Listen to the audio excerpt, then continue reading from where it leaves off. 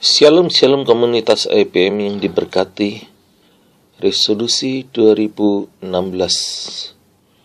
Marilah kita menjelang akhir tahun ini dan memasuki 2016, kita bukan masuk dengan tangan yang kosong, tetapi dengan suatu rencana, dengan suatu resolusi, sehingga kita memiliki kesiapan menghadapi era globalisasi ini. Pertama-tama kita harus melakukan evaluasi untuk semua pekerjaan kita, kinerja kita selama 2015. Apakah keberhasilan kita?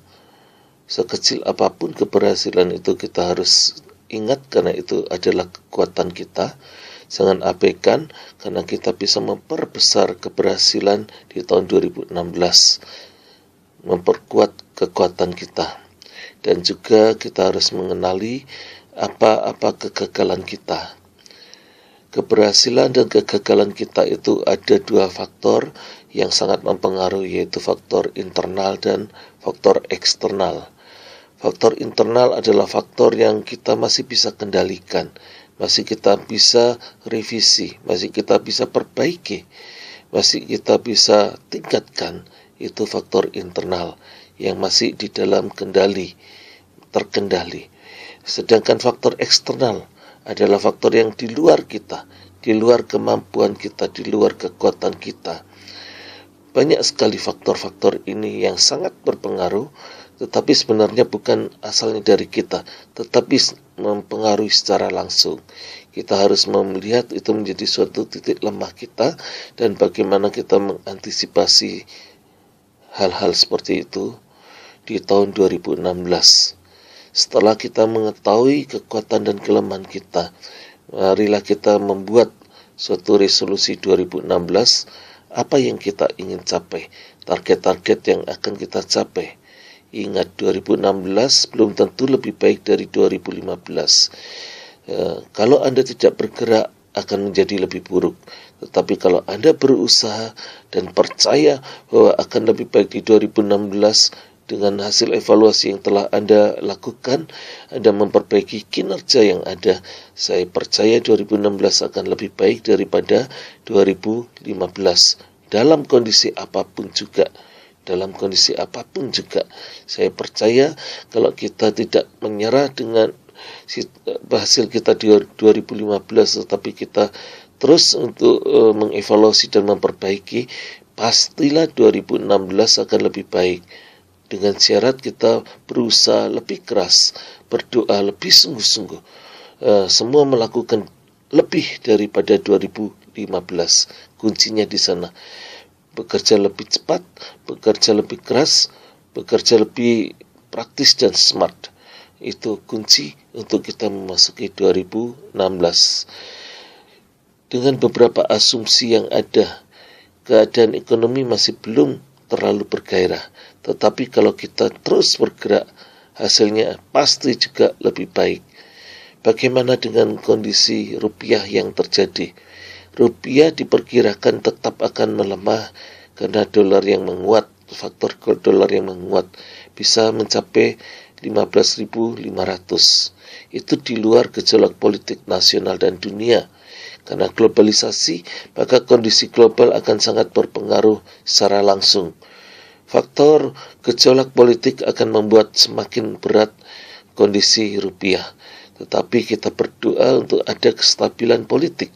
Kalau terjadi kestabilan politik, saya yakin dolar tidak akan lebih dari 13.000. Karena itu kita berdoa bahkan akan menjadi lebih kuat lagi. Walaupun kondisi dolar Amerika menguat. Asal kita bisa politik kuat, hukum juga tidak ada permainan hukum, tetapi semua berjalan dengan normal, dengan baik, dengan kondusif, ekonomi akan terbangun. Tidak ada intrik-intrik politik. Kita berdoa untuk hal ini tidak terjadi di 2016. Ada rekonsiliasi sehingga 2016 akan ada sesuatu yang besar yang kita bisa kerjakan untuk bangsa ini. Setelah kita melakukan evaluasi dan doa dan puasa, itu sangat penting karena kita tidak bisa bekerja sendiri. Kita harus melibatkan Tuhan untuk setiap perencanaan kita. Karena di dalam Mazmur 127 ayat 1 dan 2 berkata, jikalau bukan Tuhan yang membangun rumah, sia-sialah usaha orang yang membangunnya.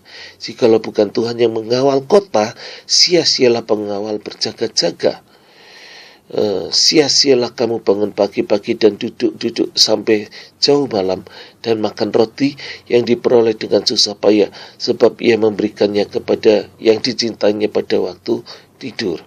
Karena itu kita perlu membangun rumah bersama-sama dengan Tuhan, membangun usaha kita bersama-sama dengan Tuhan. Dan jika kalau bukan Tuhan yang mengawal kota, sia-sialah penjaga yang berjaga-jaga. Kita sudah saksikan sendiri, walaupun penjaga berjaga-jaga, tetapi kalau bukan Tuhan yang menjaga, kekacauan bisa terjadi dan itu bisa juga tidak terkendali. Karena itu kita terus mengandalkan Tuhan untuk kota kita juga dijagai, dan kesejahteraannya juga diusahakan bersama-sama sehingga tidak terjadi gejolak politik. Karena itu kita perlu terus memberkati kota kita dengan doa dan daya kita, dengan kekuatan kita. Kita memberkati dengan secara langsung maupun tidak langsung. Harus melakukannya, harus bergerak. Kalau bukan kita, siapa lagi? Tetapkan langkah bersama Yesus. Jangan terlalu kecil kita tetapkan. Minta target dari Tuhan. Karena sia-sialah usaha kita membangun kalau tidak bersama-sama dengan Tuhan. Yang perlu kita ingat, 2016 kita sudah memasuki masyarakat ekonomi ASEAN. Jadi persaingan akan semakin ketat. Karena itu kita harus memberi semangat untuk kita berkompetisi, dan kita harus mulai berani melakukan ekspansi keluar negeri khususnya kalau kita ingin melihat usaha kita bertumbuh.